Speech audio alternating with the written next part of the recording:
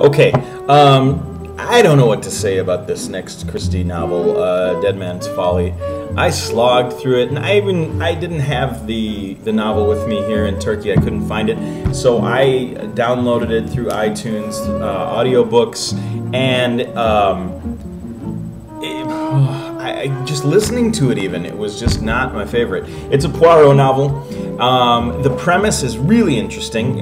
We see a return of Ariadne Oliver, who you'll remember is a mystery novelist, and she's in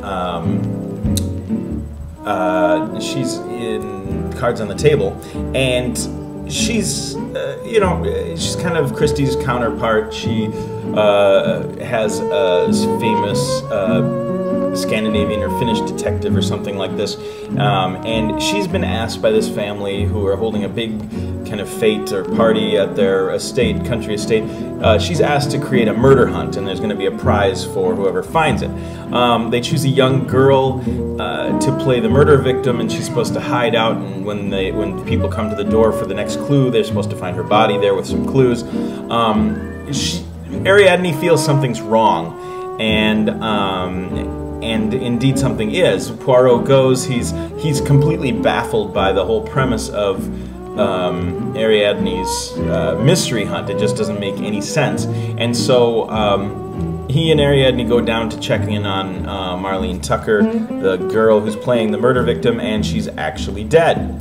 At the same time, Sir George Stubbs, who is the owner of the house, the Nast House, where the fate is taking place, his wife Hattie has disappeared, and we don't see her. We don't know where she is. She couldn't have left by any of the normal routes. No one saw her come or go, and so there's all of this going on.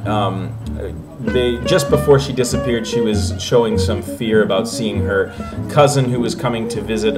He was going to approach on the river with his yacht, and she says he's a bad man and that he kills people.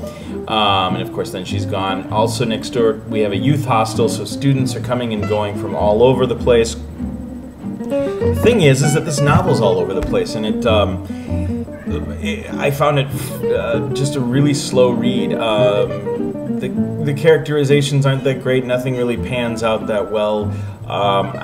This might be I'd say a 2.5. This is just really not my type of Christie novel. Poirot can't even save it.